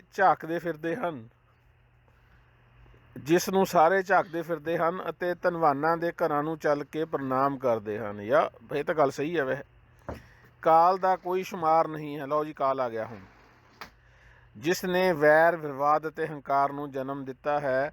ਲੋਭ ਇਸ ਜਗਤ ਦਾ ਮੂਲ ਆਧਾਰ ਬਣ ਗਿਆ ਹੈ, ਜਿਸ ਦੀ ਚਾਹਤ ਕਰਕੇ ਸਭ ਮਰ ਰਹੇ ਹਨ। ਇੱਥੇ ਸ਼੍ਰੀ ਬਚਿੱਤਰ ਨਾਟਕ ਦੇ ਸ਼ੁਭ ਬੰਸ ਵਰਣਨ ਦੇ ਨਾਂ ਵਾਲਾ ਦੂਜਾ ਅਧਿਆਏ ਇਹ ਸੰਪੂਰਨ ਹੁੰਦਾ ਜੀ। ਇੱਥੇ ਸ਼੍ਰੀ ਬਚਿੱਤਰ ਨਾਟਕ ਗ੍ਰੰਥ ਦੇ ਸ਼ੁਭ ਬੰਸ ਵਰਣਨ ਦੇ ਨਾਂ ਵਾਲਾ ਦੂਜਾ ਅਧਿਆਏ ਸੰਪੂਰਨ ਹੁੰਦਾ ਹੈ। ਸਭ ਸ਼ੁਭ ਹੈ। ਭੁਜੰਗ ਪ੍ਰਿਆਤ ਛੰਦ, ਪੇਜ 104। ਵਿਧਾਤਾ ਨੇ ਕਈ ਤਰ੍ਹਾਂ ਦੇ ਵੈਰ ਅਤੇ ਵਿਵਾਦ ਰਚ ਦਿੱਤੇ। ਵਿਧਾਤਾ ਨੇ, ਜਿਸ ਨੂੰ ਕੋਈ ਸਾਧੂ ਪੁਰਸ਼ ਨੇਕ ਆਦਮੀ ਸੁਧਾਰ ਨਾ ਸਕਿਆ। ਮਹਾਬਲੀ ਕਾਮ ਲੋਭ ਮੋਹ ਆਦਿ ਵਿਕਾਰਾਂ ਦੇ ਹਥਿਆਰ ਦੀ ਮਾਰ ਤੋਂ ਭਲਾ ਕੌਣ ਸ਼ੂਰਵੀਰ ਬਚ ਕੇ ਨਿਕਲਿਆ ਹੈ? ਪਿੱਛੇ ਕੁਐਸਚਨ ਮਾਰਕ ਹੈ ਜੀ ਆ, ਠੀਕ ਹੈ। ਮਹਾਬਲੀ ਜਿਹੜਾ ਮਹਾਬਲੀ ਆ, ਕਾਮ ਲੋਭ ਮੋਹ ਤੇ ਇਹਨਾਂ ਦੀ ਜਿਹੜੇ ਵਿਕਾਰਾਂ ਦੇ ਹਥਿਆਰ ਜਿਹੜੇ ਇਹਨਾਂ ਦੀ ਮਾਰ, ਇਹ ਜਿਹੜੇ ਹਥਿਆਰ ਨੇ ਜਾਣੀ ਮਾੜੇ ਮਾਰੂ ਹਥਿਆਰਾਂ ਦੀ ਮਾਰ ਤੋਂ ਕੋਈ ਨਹੀਂ ਬਚ ਸਕਿਆ। ਉੱਥੇ ਰਣ ਭੂਮੀ ਵਿੱਚ ਬਾਂਕੇ ਸੂਰਮੇ ਆਪਸ ਵਿੱਚ ਕੌੜੇ ਬਚਨ ਬੋਲ ਰਹੇ ਹਨ। ਉਹ ਸ਼ਸਤਰ ਲੈ ਕੇ ਉੱਠਦੇ ਹਨ ਅਤੇ ਘੋਰ ਯੁੱਧ ਕਰਦੇ ਹਨ। ਇਹ ਯੁੱਧ ਪਤਾ ਨਹੀਂ ਵਿੱਚ ਕਿੱਥੋਂ ਆ ਗਿਆ। ਕਿਤੇ ਖਪਰੇ ਚੌੜੇ ਫਲ ਵਾਲਾ ਤੀਰ ਖੋਲ ਅਤੇ ਖੰਡੇ ਧਾਰਨ ਕਰਨ ਵਾਲੇ ਇੱਕ ਦੂਜੇ ਨੂੰ ਮਾਰ ਰਹੇ ਹਨ। ਕਿਤੇ ਵੀਰ ਬੇਤਾਲ ਡੌਰੂ ਵਜਾ ਕੇ ਨੱਚਦੇ ਹਨ। ਵੀਰ ਬੇਤਾਲ, ਵਿਕਰਮ ਬੇਤਾਲ ਹੋਣਾ ਨਾ, ਵਿਕਰਮ ਬੇਤਾਲ। ਕਿਤੇ ਸ਼ਿਵ ਕਿਤੇ ਸ਼ਿਵ ਸਿਰਾਂ ਨੂੰ ਮਾਲਾ ਵਿੱਚ ਪਰੋਂਦਾ ਹੈ। ਸਿਰਾਂ ਨੂੰ ਜਾਣੀ ਜਿਹੜੇ ਕਿਤੇ ਸ਼ਿਵ ਸਿਰਾਂ ਨੂੰ ਮਾਲਾ ਵਿੱਚ ਪਰੋਂਦਾ ਹੈ। ਕਿਤੇ ਡਾਕਣੀਆਂ ਉਲ ਜਲੂਲ ਬੋਲਦੀਆਂ ਹਨ ਅਤੇ ਕਿਤੇ ਬੇਤਾਲ ਕੂਕਦੇ ਹਨ। ਕਿਤੇ ਚਮੁੰਡਣਾ ਬੋਲਦੀਆਂ ਹਨ ਅਤੇ ਕਿਤੇ ਇੱਲਾਂ ਕਿਲਕਾਰੀਆਂ ਮਾਰਦੀਆਂ ਹਨ। ਇੱਲਾਂ ਵਿਚਾਰੀਆਂ ਹੁਣ ਰਹੀਆਂ ਨਹੀਂ, ਦਖਤ ਨਹੀਂ ਛੱਡੇ ਲੋਕਾਂ ਨੇ। ਕਿਤੇ ਬਾਂਕੇ ਸ਼ੂਰਵੀਰ ਦੀਆਂ ਲਾਸ਼ਾਂ ਗੁੱਥਮ ਗੁੱਥਾ ਹੋ ਰਹੀਆਂ ਹਨ। ਬਹੁਤ ਕੁੱਟਮਾਰ ਹੋਈ ਹੈ। ਸੂਰਮਿਆਂ ਦੇ ਸਰੀਰਾਂ ਦੇ ਟੋਟੇ ਟੋਟੇ ਰੁਲਦੇ ਹਨ। ਕਿਤੇ ਦੋਵੇਂ ਹੱਥ ਮੁੱਛਾਂ ਉੱਤੇ ਰੱਖੇ ਹੋਇਆਂ ਮੁਰਦੇ ਯੁੱਧ ਭੂਮੀ ਵਿੱਚ ਰੁਲ ਰਹੇ ਹਨ। ਅੱਛਾ, ਜਿਹੜੇ ਮਰ ਚੁੱਕੇ ਨੇ ਉਹ ਮੁਰਦੇ ਨੇ ਜਿਹੜੇ, ਪਰ ਮਰਨ ਤੋਂ ਪਹਿਲਾਂ ਜਾਣੀ ਉਹਨਾਂ ਨੇ ਮਰਨ ਤੋਂ ਬਾਅਦ ਵੀ ਆਪਣੀਆਂ ਮੁੱਛਾਂ ਨੂੰ ਵੱਟ ਚਾੜ੍ਹਦੇ ਨੇ। ਕਿਆ ਬਾਤ ਆ। ਕਿਤੇ ਦੋਵੇਂ ਹੱਥ ਮੁੱਛਾਂ ਉੱਤੇ ਰੱਖੇ ਹੋਇਆਂ ਮੁਰਦੇ ਯੁੱਧ ਭੂਮੀ ਵਿੱਚ ਰੁਲ ਰਹੇ ਹਨ। ਕਿਤੇ ਖੋਪੜੀਆਂ ਨੂੰ ਬਚਾਉਣ ਵਾਲੇ ਖੋਲ ਅਤੇ ਧਨੁੱਖ ਬਾਣ ਰੁਲ ਰਹੇ ਹਨ। ਕਿਤੇ ਸ਼ੂਰਬੀਰਾਂ ਦੀਆਂ ਤਲਵਾਰਾਂ ਅਤੇ ਤੀਰਾਂ ਦੇ ਭੱਥੇ ਰੁਲ ਰਹੇ ਹਨ। ਕਿਤੇ ਚਮੁੰਡਣਾ ਬੋਲਦੀਆਂ ਹਨ ਅਤੇ ਡਾਕਣੀਆਂ ਡਕਾਰਦੀਆਂ ਹਨ। ਖਾਮ ਖਾਂਦੀਆਂ ਲਾਈਨਾਂ ਪਾਈਆਂ ਨੇ ਜੀ। ਕਿਤੇ ਭੈਰਵੀ ਭੂਤ ਅਤੇ ਭੈਰੋ ਭਬੱਕਾ ਮਾਰ ਰਹੇ ਹਨ। ਕਿਤੇ ਵੀਰ ਬਤਾਲ ਆਕੜ ਕੇ ਬੰਕੇ ਫਿਰਦੇ ਹਨ। ਬੱਗੀਆਂ ਪਾਉਂਦੇ ਫਿਰਦੇ ਆ ਜੀ ਆਕੜ ਕੇ ਕਹਿੰਦੇ। ਕਿਤੇ ਭੂਤ ਪ੍ਰੇਤ ਅਤੇ ਮਾਸਾਹਾਰੀ ਜੀਵ ਹੱਸ ਰਹੇ ਹਨ। ਰਸਾਵਲ ਛੰਦ ਆ ਗਿਆ ਜੀ ਅੱਗੇ। ਵੱਡੇ ਸੂਰਮੇ ਗੱਜ ਰਹੇ ਹਨ, ਜਿਨ੍ਹਾਂ ਦੀ ਗਰਜ ਨੂੰ ਸੁਣ ਕੇ ਬੱਦਲ ਵੀ ਲੱਜਾ ਰਹੇ ਹਨ। ਬੜੀ ਕਾਮਨ ਲਾਈਨ ਹੈ ਜੀ ਇਹ ਵੀ, ਫਲਾਣਾ ਬੱਦਲ ਵੀ ਲੱਜਾ ਰਹੇ ਹਨ। ਉਹਨਾਂ ਨੇ ਆਪਣੇ ਝੰਡੇ ਪੱਕੀ ਤਰ੍ਹਾਂ ਗੱਡੇ ਹੋਏ ਹਨ। ਸਫਾ 105। ਜਿਨ੍ਹਾਂ ਨੂੰ ਵੇਖ ਕੇ ਵਿਰੋਧੀ ਵੈਰੀ ਦਲਾਂ ਦੇ ਸੂਰਮੇ ਰੋਹ ਵਧਾ ਕੇ ਯੁੱਧ ਵਿੱਚ ਜੁਟੇ ਹੋਏ ਹਨ। ਕਿਰਪਾਨਾਂ ਅਤੇ ਕਟਾਰਾਂ ਨਾਲ ਸੂਰਮੇ ਰੋਸ ਵਧਾ ਕੇ ਲੜਦੇ ਹਨ। ਅਨੇਕਾਂ ਬਾਂਕੇ ਮਹਾਨ ਯੋਧੇ ਧਰਤੀ ਨੂੰ ਕੰਬਾਉਂਦੇ ਹੋਏ ਇੱਕ ਦੂਜੇ ਨਾਲ ਭਿੜ ਰਹੇ ਹਨ। ਸੂਰਮਿਆਂ ਦੇ ਸ਼ਸਤਰ ਚੱਲਣ ਲੱਗੇ ਹਨ ਅਤੇ ਅਸਤਰਾਂ ਦੇ ਚੱਲਣ ਨਾਲ ਚਿਣਗਾਂ ਨਿਕਲਣ ਲੱਗੀਆਂ ਹਨ। ਕਿਰਪਾਨਾਂ, ਕਟਾਰਾਂ ਅਤੇ ਲੋਹੇ ਦੇ ਬਣੇ ਹੋਏ ਹੋਰ ਸ਼ਸਤਰਾਂ ਦੇ ਖੂਬ ਪ੍ਰਹਾਰ ਹੋਏ ਹਨ। ਭੁਜੰਗ ਪ੍ਰਿਆਤ ਛੰਦ। ਕਿਤੇ ਹਲਬ ਦੀ, ਕਿਤੇ ਜਨਮ ਦੀ, ਕਿਤੇ ਸਰੋਹੀ ਤਲਵਾਰ ਅਤੇ ਕਿਤੇ ਦੋ ਧਾਰੀ ਤਲਵਾਰ। ਤਲਵਾਰਾਂ ਦੇ ਨਾਂ ਨੇ ਜੀ ਇਹ। ਹਲਬ ਦੀ ਤਲਵਾਰ ਆ, ਕੋਈ ਜਨਬ, ਕੋਈ ਸਰੋਹੀ ਅਤੇ ਦੋ ਧਾਰੀ ਤਲਵਾਰ। ਕਿਤੇ ਛੁਰੀ, ਕਿਰਪਾਨ ਅਤੇ ਕਟਾਰ ਆਪਣੇ ਧਾਰਕਾਂ ਦੁਆਰਾ ਵੀ ਜਿਨ੍ਹਾਂ ਨੇ ਇਹਨਾਂ ਨੂੰ ਗ੍ਰਹਿਣ ਧਾਰਿਆ ਹੋਇਆ ਆ, ਕ੍ਰੋਧ ਨਾਲ ਵਾਹੀਆਂ ਜਾ ਰਹੀਆਂ ਹਨ। ਵੀ ਤਲਵਾਰਾਂ ਵਾਹੀਆਂ ਜਾ ਰਹੀਆਂ ਨੇ, ਵੱਖ ਵੱਖ ਪ੍ਰਕਾਰ ਦੀਆਂ ਜਿਹੜੀਆਂ ਇਹ ਤਲਵਾਰਾਂ ਦੇ ਨਾਂ ਨੇ। ਕਿਤੇ ਸੈ ਹੱਥੀਆਂ ਨਾਲ ਅਤੇ ਕਿਤੇ ਨੇਜਿਆਂ ਨਾਲ ਲੜਾਈ ਹੋ ਰਹੀ ਹੈ। ਕਿਤੇ ਨੇਜਿਆਂ ਅਤੇ ਬਰਸ਼ੀਆਂ ਨਾਲ ਧੱਕਮ ਧੱਕੀ ਹੋ ਰਹੀ ਹੈ। ਨਾਰਾਜ਼ ਛੰਦ ਆ ਗਿਆ ਜੀ ਹੁਣ। ਰੋਹ ਨਾਲ ਸੂਰਮੇ ਸੱਜੇ ਹੋਏ ਹਨ ਅਤੇ ਸ਼ੰਕਾ ਨੂੰ ਭੁੱਲ ਕੇ ਖੂਬ ਭਿੜ ਰਹੇ ਹਨ। ਨਿਸੰਗ ਹੋ ਕੇ ਸ਼ਸਤਰ ਮਾਰਦੇ ਹਨ ਅਤੇ ਵਿਰੋਧੀਆਂ ਦੇ ਅੰਗ ਉਤਾਰਦੇ ਜਾ ਰਹੇ ਹਨ। ਇਨ੍ਹਾਂ ਕਿਸੇ ਦੀ ਕੋਈ ਪਰਵਾਹ ਨਹੀਂ ਕਰਦੇ, ਬਸ ਮਾਰੋ ਹੀ ਬੋਲਦੇ ਹਨ। ਲਲਕਾਰਾ ਮਾਰ ਕੇ ਵਿਰੋਧੀ ਨੂੰ ਧੱਕ ਲੈ ਜਾਂਦੇ ਹਨ ਅਤੇ ਅਨੰਤ ਸ਼ਸਤਰਾਂ ਦੇ ਵਾਰਾਂ ਨੂੰ ਸਹਿੰਦੇ ਹਨ। ਹਜ਼ਾਰਾਂ ਹੂਰਾਂ ਆਕਾਸ਼ ਵਿੱਚ ਵਿਚਰ ਰਹੀਆਂ ਹਨ। ਪਰੀਆਂ ਜਾਣੀ ਹੂਰਾਂ। ਇਹ ਉਹਦੇ 'ਚ ਵੀ ਜਿਹੜਾ ਰਾਮਾ ਅਵਤਾਰ ਦੇ ਵਿੱਚ ਵੀ ਹੈਗਾ ਵੀ ਜਿਹੜੀਆਂ ਪਰੀਆਂ ਨੇ ਨਾ ਹੂਰਾਂ, ਇਹ ਜਦੋਂ ਲੜਾਈ ਲੱਗਦੀ ਆ ਥੱਲੇ, ਜਿੱਥੇ ਵੀ ਲੜਾਈ ਹੁੰਦੀ ਆ ਧਰਤੀ 'ਤੇ ਜਾਂ ਬ੍ਰਹਿਮੰਡ 'ਚ ਜਿੱਥੇ ਵੀ, ਉਹ ਬੜੇ ਇੰਟਰਸਟ ਦੇ ਨਾਲ ਇਹ ਲੜਾਈ ਨੂੰ ਵੇਖਦੀਆਂ ਨੇ ਅਤੇ ਯੁੱਧ ਭੂਮੀ ਨੂੰ ਸਵੰਬਰ ਬਣਾ ਕੇ ਵੀਰਗਤੀ ਪ੍ਰਾਪਤ ਕਰਨ ਵਾਲੇ ਸੂਰਮਿਆਂ ਨੂੰ ਵਰਦੀਆਂ ਹਨ। ਚਲੋ ਜੀ, ਉਹ ਜਿਹੜੀਆਂ ਹੂਰਾਂ ਨੇ ਯੁੱਧ ਵੇਖ ਰਹੀਆਂ ਨੇ, ਉਹਨੂੰ ਸਵੰਬਰ ਬਣਾ ਲਿਆ ਜੀ ਉਹਨਾਂ ਨੇ, ਯੁੱਧ ਭੂਮੀ ਨੂੰ ਹੀ। ਜਿਹੜੇ ਵੀਰਗਤੀ ਪ੍ਰਾਪਤ ਕਰ ਗਏ ਸੂਰਮੇ, ਉਹਨਾਂ ਨੂੰ ਇਹ ਮਰੇ ਹੋਇਆਂ ਨੂੰ ਇਹ ਜਾਣੀ ਵੀਰਗਤੀ ਪ੍ਰਾਪਤ ਕਰਨੀ ਵੀ ਜਿਹੜਾ ਮਾਰਿਆ ਗਿਆ ਵਿਚਾਰਾ, ਉਹਨੂੰ ਇਹ ਵਰ ਲਿਆ ਉਹਨਾਂ ਨੇ ਮਰਿਆ ਹੋਇਆਂ ਨੂੰ। ਸੂਰਮੇ ਯੁੱਧ ਭੂਮੀ ਵਿੱਚ ਭਿਆਨਕ ਢੰਗ ਨਾਲ ਡੋਲਦੇ ਫਿਰ। ਦੱਸ, ਮਰਿਆ ਹੋਇਆਂ ਨੂੰ ਜਿਉਂਦੇ ਜੀਵ ਨਾਲ ਵਰ ਮੰਗੋ ਉਹਨਾਂ ਦੇ, ਜਾਣੀ ਵਰੋ ਉਹਨਾਂ ਨੂੰ ਜਿਉਂਦੇ ਜੀ, ਅਤੇ ਹੁਣ ਮਰਿਆ ਦਾ ਕੀ ਫਾਇਦਾ। ਸੂਰਮੇ ਯੁੱਧ ਭੂਮੀ ਵਿੱਚ ਭਿਆਨਕ ਢੰਗ ਨਾਲ ਡੋਲਦੇ ਫਿਰਦੇ ਹਨ ਅਤੇ ਮੂੰਹੋਂ ਮਾਰੋ ਹੀ ਬੋਲਦੇ ਹਨ। ਕਿਸੇ ਦੇ ਅੰਗ ਕੱਟੇ ਗਏ ਹਨ, ਕਿਸੇ ਦੇ ਵਾਲ ਪੁੱਟੇ ਗਏ ਹਨ, ਕਿਸੇ ਦਾ ਮਾਸ ਕੱਟਿਆ ਗਿਆ ਹੈ, ਕਿਸੇ ਦਾ ਗੁੱਟ ਕੱਟਿਆ ਗਿਆ ਹੈ। ਇਹ ਮੈਂ ਕੋਲੋਂ ਕਹਿ ਰਿਹਾ ਜੀ, ਆ ਜਿਹੜਾ ਹੁਣ ਵਿਚਾਰਾ ਉਹ ਪੁਲਿਸ ਵਾਲੇ ਦਾ ਗੁੱਟ ਲਾਤਾ ਸੀ ਇਹਨਾਂ ਨੇ ਨਿਹੰਗਾਂ ਨੇ। ਕਿਤੇ ਕੋਈ ਵੱਢਿਆ ਟੁੱਕਿਆ ਡਿੱਗਿਆ ਪਿਆ ਹੈ। ਢਾਲਾਂ ਦੇ ਢੋਲ ਡਮ ਡਮ ਵੱਜਦੇ ਹਨ।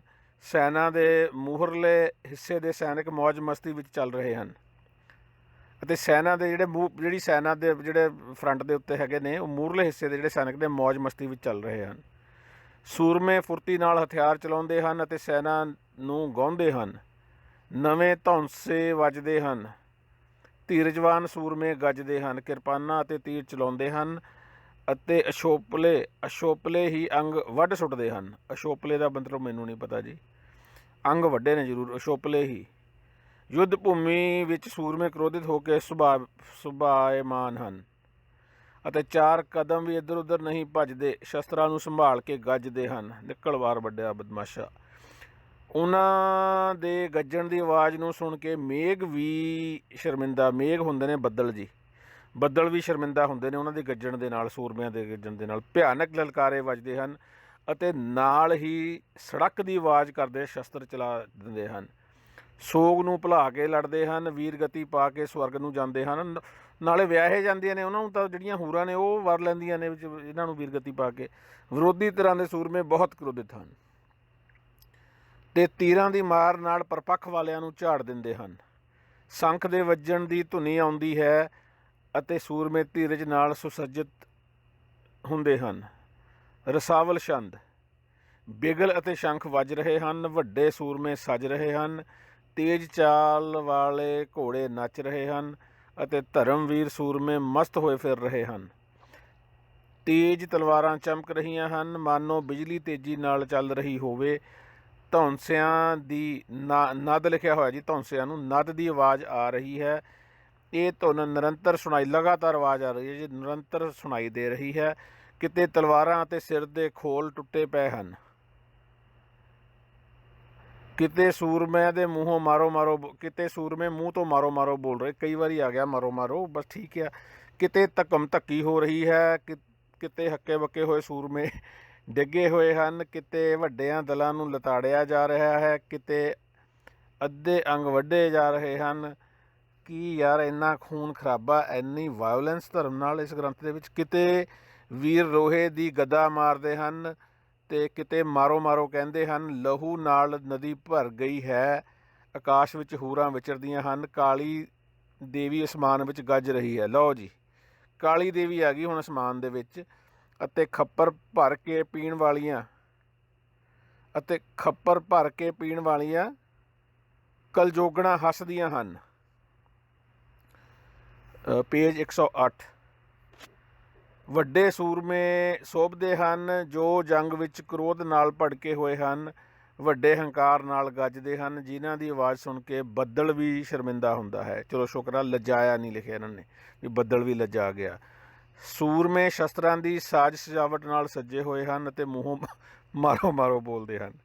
ਸੂਰਮਿਆਂ ਦੇ ਮੂੰਹ 'ਤੇ ਕੁੰਡਲੀਆਂ ਮੁੱਛਾਂ ਹਨ ਅਤੇ ਨਿਸੰਗ ਹੋ ਕੇ ਲੜ ਰਹੇ ਹਨ। ਯੋਧਿਆਂ ਨੇ ਘੋੜਿਆਂ ਨੂੰ ਹੱਕ ਕੇ ਸੈਨਾ ਨੂੰ ਘੇਰ ਲਿਆ ਹੈ।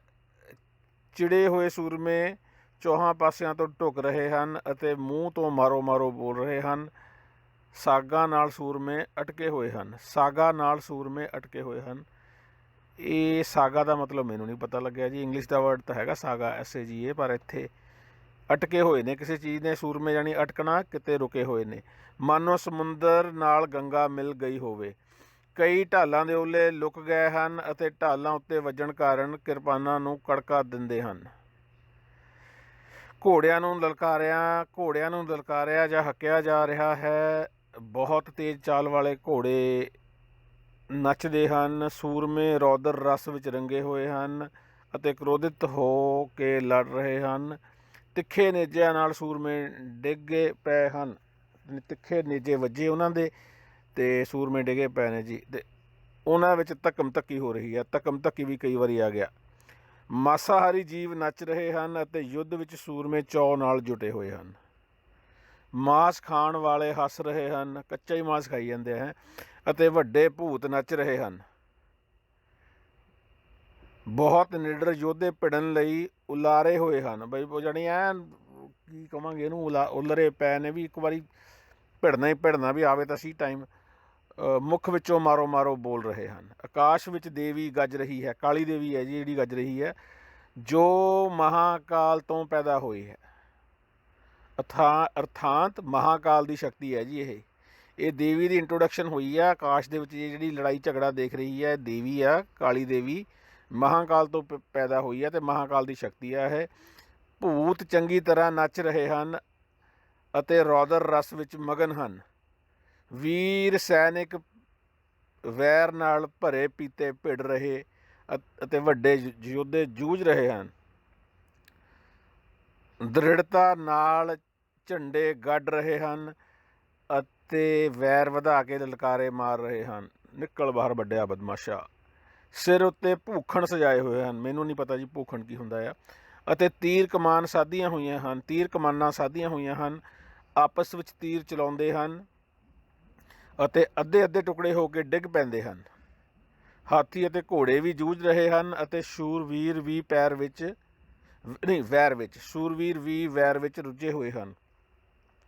ਨਿਰਭੈ ਹੋ ਕੇ ਸ਼ਸਤਰ ਚਲਾਉਂਦੇ ਹਨ ਅਤੇ ਦੋਹਾਂ ਪਾਸਿਆਂ ਦੇ ਸੂਰਮੇ ਆਪਣੀ ਹੀ ਜਿੱਤ ਚਾਹੁੰਦੇ ਹਨ। ਅਣਖ ਵਾਲੇ ਸੂਰਮੇ ਗੱਜ ਰਹੇ ਹਨ, ਤਿੱਖੀ ਚਾਲ ਵਾਲੇ ਘੋੜੇ ਨੱਚ ਰਹੇ ਹਨ। ਲਲਕਾਰੇ ਤੇ ਲਲਕਾਰਾ ਵੱਜ ਰਿਹਾ ਹੈ। ਇੱਧਰ ਸੈਨਾ ਅਤੇ ਸੈਨਾ ਇੱਧਰ ਉੱਧਰ ਭੱਜਦੀ ਫਿਰਦੀ ਹੈ। ਪੇਜ 110 ਹੈ ਜੀ ਇਹਦਾ। ਇੱਥੇ ਆਪਾਂ ਅੰਤ ਕਰਾਂਗੇ ਦੂਸਰੇ ਪਾਰਟ ਦਾ। ਸੂਰਮੇ ਸ਼ਰਾਬ ਨਾਲ ਮਸਤ ਹੋਏ ਹਨ, ਰੌਦਰ ਰਸ ਵਿੱਚ ਪੂਰੀ ਤਰ੍ਹਾਂ ਮਗਨ ਹਨ। ਹਾਥੀ ਦੇ ਝੁੰਡ ਸਜੇ ਹਨ ਅਤੇ ਰੋਸ ਵਧਾ ਕੇ ਭਿੜ ਰਹੇ ਹਨ। ਤੇਜ਼ ਤਲਵਾਰਾਂ ਇਸ ਤਰ੍ਹਾਂ ਚਮਕ ਰਹੀਆਂ ਹਨ ਜਿਵੇਂ ਬੱਦਲਾਂ ਵਿੱਚ ਬਿਜਲੀ ਦੀ ਚਾਲ ਹੋਵੇ। ਵੈਰੀਆਂ ਦੇ ਘੋੜੇ ਇਉਂ ਨੱਸੇ ਫਿਰਦੇ ਹਨ ਜਿਉਂ ਜਲ ਉੱਤੇ ਗੰਗੈਰੀ ਜਲ ਜੁਲਾਹਾ ਭੱਜਿਆ ਫਿਰਦਾ ਹੈ। ਜਲ ਜੁਲਾਹਾ ਮੇਰੀ ਸਮਝ ਤੋਂ ਬਾਹਰ ਹੈ ਜੀ। ਗੰਗੈਰੀ ਕੀ ਆ ਅਤੇ ਜਲ ਜੁਲਾਹਾ ਜੀ ਜਲ ਦੇ ਉੱਤੇ, ਯਾਨੀ ਜਲ ਦਾ ਮਤਲਬ ਪਾਣੀ, ਜਲ ਜੁਲਾਹਾ। ਆਪਸ ਵਿੱਚ ਆਮਣੋ ਸਾਹਮਣੇ ਸ਼ਸਤਰ ਚਲਾਉਂਦੇ ਹਨ, ਦੋਵੇਂ ਪਾਸੇ ਆਪੋ ਆਪਣੀ ਜਿੱਤ ਚਾਹੁੰਦੇ ਹਨ। ਰੌਦਰ ਰਸ ਵਿੱਚ ਰਤੇ, ਇਹ ਪਤਾ ਨਹੀਂ ਰੌਦਰ ਰਸ ਕਿਹੜਾ ਜੀ। ਰੌਦਰ ਦਾ ਮਤਲਬ ਮੈਂ ਦੇਖੂੰਗਾ ਇਹਦੇ 'ਚ ਮਹਾਨ ਕੋਸ਼ ਦੇ ਵਿੱਚ। ਰੌਦਰ ਰਸ ਵਿੱਚ ਇੱਕ ਤਾਂ ਵੀਰ ਰਸ ਆ, ਇੱਕ ਰੌਦਰ ਰਸ ਆ। ਨਸ਼ੇ ਵਿੱਚ ਬਹੁਤ ਮਸਤ ਹੋਏ ਪਏ ਨੇ ਜੀ, ਸ਼ਰਾਬ ਦਾ ਨਸ਼ਾ ਆ। ਸੂਰਮਿਆਂ ਨਾਲ ਲੜਦੇ ਹੋਏ ਅਲੌਕਿਕ ਅਤੇ ਭਿਆਨਕ ਹੋ ਗਏ ਹਨ। ਵੱਜਦੀਆਂ ਭੇਰੀਆਂ ਦੀ ਭੁੰਕਾਰ ਅਤੇ ਧੌਂਸਿਆਂ ਦੀ ਧੁੰਕਾਰ ਸੁਣਾਈ ਦਿੰਦੀ ਹੈ। ਨਵੇਂ ਧੌਂਸਿਆਂ ਦੇ ਵੱਜਣ ਨਾਲ ਗੰਭੀਰ ਸ਼ਬਦ ਨਿਕਲਦਾ ਹੈ ਅਤੇ ਰੁੰਡ ਮੁੰਡ ਅਤੇ ਤੀਰਾਂ ਨਾਲ ਪੱਛੇ ਹੋਏ ਸਰੀਰ ਯੁੱਧ ਭੂਮੀ ਵਿੱਚ ਇੱਧਰ ਉੱਧਰ ਫਿਰ ਰਹੇ ਹਨ। ਯੁੱਧ ਭੂਮੀ ਵਿੱਚ ਤਲਵਾਰ ਚੱਲਦੀ ਹੈ। ਤੀਰ ਖਤੰਗ ਦੀ ਸ਼ਿਸ਼ਤਾ ਬੰਨ ਕੇ ਹੁੰਦੀ ਹੈ। ਯੁੱਧ ਭੂਮੀ ਵਿੱਚ ਤਲਵਾਰ ਚੱਲਦੀ ਹੈ, ਤੀਰਾਂ ਦੀ ਸ਼ਿਸ਼ਤਾ ਬੰਨ ਕੇ ਬੌਛਾੜ ਹੁੰਦੀ ਹੈ। ਵੱਡੇ ਵੱਡੇ ਯੋਧੇ ਵੱਡੇ ਕੱਟੇ ਰਣ ਵਿੱਚ ਰੁਲ ਰਹੇ ਹਨ। ਥੱਕ ਗਿਆ ਮੈਂ ਵੀ ਪੜ੍ਹਦਾ ਨਾ ਉਹੀ ਗੱਲਾਂ ਨੇ, ਜਾਂ ਤਾਂ ਕੋਈ ਹੋਵੇ ਨਾ ਕੋਈ ਨਵੀਂ ਗੱਲ ਆਉਣੀ ਹੈ। ਵੱਡੇ ਵੱਡੇ ਯੋਧੇ ਵੱਡੇ ਕੱਟੇ ਰਣ ਵਿੱਚ ਰੁਲ ਰਹੇ ਹਨ। ਵੱਡੇ ਆਕੜਖਾਨ ਯੋਧਿਆਂ ਨੇ ਸ਼ਹਾਦਤਾਂ ਦੇ ਬਾਣੇ ਸਜਾਏ ਹੋਏ ਹਨ। ਉਹ ਸ਼ਸਤਰਾਂ ਲੋਹ ਦੇ ਵਾਰ ਸਹਿ ਕੇ ਘੁੱਟ ਭਰ ਕੇ ਯੁੱਧ ਭੂਮੀ ਵਿੱਚ ਮਤਵਾਲੇ ਹੋਏ ਫਿਰਦੇ ਹਨ। ਯੁੱਧ ਭੂਮੀ ਵਿੱਚ ਸ਼ਸਤਰਾਂ ਦੇ ਇੱਕ ਦੂਜੇ ਉੱਤੇ ਵੱਜਣ ਨਾਲ ਹਰ ਪਾਸੇ ਰੌਲਾ ਪੈ ਗਿਆ ਹੈ। ਜਿਵੇਂ ਕਿਤੋਂ ਪਰਲੋ ਦੇ ਸਮੇਂ ਦੇ ਬੱਦਲ ਗੱਜ ਰਹੇ ਹਨ। ਤੀਰਾਂ ਦੀ ਬੁਛਾੜ ਲੱਗ ਗਈ ਹੈ ਅਤੇ ਕਮਾਨਾਂ ਕੜਕਣ ਲੱਗੀਆਂ ਹਨ। ਲਓ ਜੀ, ਇਹ ਸਫ਼ਾ 110 ਦਾ ਐਂਡ ਆ ਜੀ। ਬਚਿੱਤਰ ਨਾਟਕ ਜਿਹੜਾ ਦਸਮ ਗ੍ਰੰਥ ਦਾ ਤੀਸਰਾ ਅਧਿਆਇ ਬਚਿੱਤਰ ਨਾਟਕ, ਅਤੇ 180 ਪੰਨੇ ਤੋਂ ਸ਼ੁਰੂ ਹੁੰਦਾ ਅਤੇ 110 ਪੰਨੇ ਤੱਕ ਕਥਾ ਅੱਜ ਇਹ ਆਪਾਂ ਸਮਾਪਤ ਕਰਦੇ ਹਾਂ। ਇਹਦੀ ਜਿਹੜਾ ਇਹਦਾ ਟੀਕਾ ਆ ਸਿਰਫ ਉਹਦੀ ਉਹ ਕਥਾ ਆ ਇਹ, ਅਤੇ ਇਹ ਦੂਜਾ ਹਿੱਸਾ ਸਮਾਪਤ ਹੁੰਦਾ। ਆਪਾਂ ਤੀਸਰੇ ਹਿੱਸੇ ਦੇ ਵਿੱਚ ਸਫ਼ਾ ਨੰਬਰ 111 ਤੋਂ ਸ਼ੁਰੂ ਕਰਾਂਗੇ ਜੀ।